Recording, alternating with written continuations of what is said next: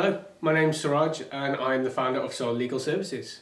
Louis was, I was actually a fan, is how I initially got connected with him. So I bought a pair of his shoes. And he, historically, I think he used to work for Roberto Cavalli and a number of other fashion brands in and around Italy. He's from Europe. I bought a pair of his shoes, and the story goes this: it was Soul Legal's. It was many moons ago now, but the first time in Soul Legal that in 3 months, a full quarter, had I landed a client. So a lot of times you'll land a client, and then like 6, 7, or 8 weeks will go by, and you've got nothing, and then you'll land another client. But in this situation, in 3 months, I'd had one client per month, and it was a new client, which is huge. It was a big thing. So I decided I was going to treat myself. So I gave myself a little bit of money as a wage, very little, but there was something there. So I decided I was going to treat myself, and I was having a look for these shoes for a while, and they ended up being on sale. It just so happened at the time, and it was a decent percent. I think it was like 25-30% off. So I bought them. And I got there, and you know, it's one of, as you do, you buy something new and it's fresh and it's shiny, and I'm looking at it and I'm touching them and everything. And I happened to, I followed him on Instagram or something anyway. But I was doing a lot of work on LinkedIn. LinkedIn was really, really good for me at the early stages of my business. It was a great source of business, and it was cheap. It was good return on investment. It was just my time. It wasn't costing me anything. So I look around, see if he's on LinkedIn, and he was. But it was just like his name, and it was clearly he wasn't really using it, and there was nothing much there. But I messaged him anyway. I was like, listen, I just bought a pair of shoes, just wanted to say thanks for designing them. They're really cool, I love them, and blah, blah, blah, blah, blah. Never expected anything back. And what had happened was, during the pandemic, unfortunately, his business had just gone bad. Really bad.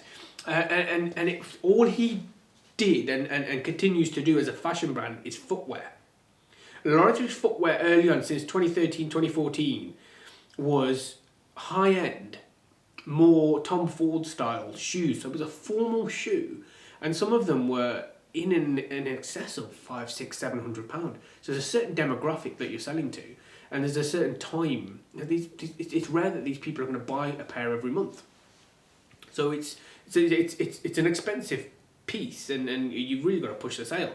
And during COVID, people might have had a little bit more spare cash, but they weren't spending it on formal shoes because everyone was wearing slippers. So it was never going to work really. And he had a shop in New York, which he was paying ridiculous money for rent wise, which was fine when there was footfall, but there wasn't any. So his business, he basically closed everything down, and before it got too bad, and it was now up to a point where he wanted to start again. And he was looking to build this thing back up, do the same thing, but less formal footwear, a little bit cheaper, and it be more everyday wear or modern wear for the modern office person when they went back into the office and it wasn't COVID. And to do so, and it's, you know, one thing that really inspires me, some of these people and some of my clients, is that their sort of mindset isn't, okay, well, let's make it, let's invest 10, 15, 20,000 pounds, do the basics, and then try and sell some, and then buy some more and try and sell some. That wasn't his mindset. His mindset was, right, okay, I need $1 million to start this business. I don't have $1 million, so I'm going to go and raise it. He was very well connected, still is very, very well connected. He's been doing it a long time. He knows celebrity stylists. He had his shoes literally on celebrities' feet. Robert Downey Jr. was one of them. 50 Cent was another one. I can't remember any. But those kind of people. Usher was another one, I believe. Loads of people were wearing his shoes. So he's like, right, okay, this is how I'm going to do it. And that was when he happened to then also jump on LinkedIn and see my email, my DM. He then went onto my profile and saw that I work with the type of businesses that I work with, and I do the work that I do. And he was like, well, hang on, this guy could... And I remember receiving the message saying, you know, really appreciate your kind words. I actually wouldn't mind having to sit down with you on a professional level to see what you do, because I think you might be able to help and support me. And that was how the Louis Lehman contract, or the deal, came through. And we sat down, and I still remember the first time speaking to him, and he got his apartment just off of Venice Beach in LA. And I remember it was raining quite bad that day for me. And I remember looked out my window and I could see it was really windy as well, the lamppost. And the light was on and the lamppost was swaying side to side. And I looked out and the background of his and it was Venice Beach. There was a bit of a contrast. But yeah, it was that was how it started. And it's not, it's been so hard. It's been probably the hardest business I've ever worked with. Really, and it actually drove me to burnout at one point. Such a hard business to work with because we've just come after problems after problems after problems, and because he's so minded on the bigger things, he wants to land deals, and we've had deals with A-list celebrities. We've signed contracts with A-list celebrities to do shoes for them and for them to put posts out for us and stuff like that. And the biggest problem for me was he got the contacts, brilliant, but everything else was then me. It was then sitting down, trying to find times with them. You would never actually be able to sit down with the person themselves. It was always their team. They were then, oh, well, actually I'm on tour, or actually I'm recording an album, and so then you can't do it then, and then it's 2 months, and it's 3 months, and then you sit down, and it's only then the first stage is the negotiation. And then you're putting heads of terms together, and I'm drafting all of those, and then it's just a back and forth. And it took ages to actually get to a point where I've got heads of terms. Then I'm drafting a contract, and then it's just the same thing again, isn't it? And I'm like, right, we just discussed this in the head of terms 8 months ago, and now we've got this issue. So much going on. And then I've got to think about, okay, but then how are we going to be making money today, tomorrow, this month, next month? And that was where sort of Louis, I had trouble with Louis because his mindset wasn't there, and he's the creative one that's putting all these shoes together, and he's got the contacts, but he's not thinking about how I'm going to sell a shoe today or tomorrow to try and make money, even just to keep the website going, and you know, in the States he's having to fly about. Well, I need to find money to pay for that, and in order to do so I need to sell shoes, mate, and we can't just wait for the big deals. That was really hard. So I was kind of have to balance a relationship on both sides, and I felt as though I was getting no help. They were just both being really hard and awkward just for the sake of it, and it was really hard. And I remember we had one humongous issue, which is one of those things, and a story I always tell is that we had these. They're made in Italy. He designs them. They're made in Italy. We've got this great factory that he's used for years and years and years.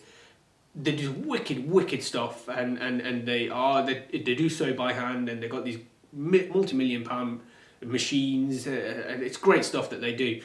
And we managed to then get a point where it would sell in the States. It would get made in Italy, and it would have to be made by hand, so you're not going to get it tomorrow. You're probably not even going to get it next week. It's going to be a couple of weeks. And we found the way that it was going to then make its way to the customer. So brilliant. I was like, we're done. This is a big thing. This is a big part of what we need. This is wicked. And it was euphoric. It was like, right, cool. And we had a couple of sales in. I was like, this is wicked. And then inevitably it happens with anything clothing related or fashion related. Sometimes a size 8 isn't always a size 8. So someone had received it and it didn't fit. And it was something that we just didn't think of. And it was like, okay, I'm going to send him back. And we were like, well, where's he going to send them back to? Because we don't want them. We can't do anything with them. And you can't send them to Italy because it's going to cost him about 30 quid. So, and we had to then very quickly, and we ended up sorting it. We got PO boxes and various other things where the customers send them back to, and then we could sort it from there. I just wanted to make sure that the customer was happy and not having to pay for it, and it wasn't going to be one of those things where it would take 2 weeks to register the return, because by the time it got to it, and Italy weren't even going to have them. They're the factory that sends them out. They want them back. We have to register the fact that somebody's received it and it's a return. Then I can get the customer out their next shoe. So it was just problems after problems, and yeah, using influencers was going to be a big part of our plan, and it was probably the biggest part of our plan, and it ended up being a bad decision. It didn't go well for us, and we've had to dramatically change that plan and really move things around.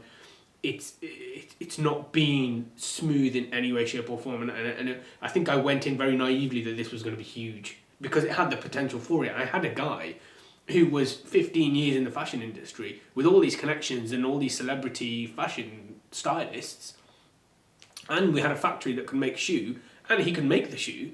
It's a no-brainer. But it wasn't.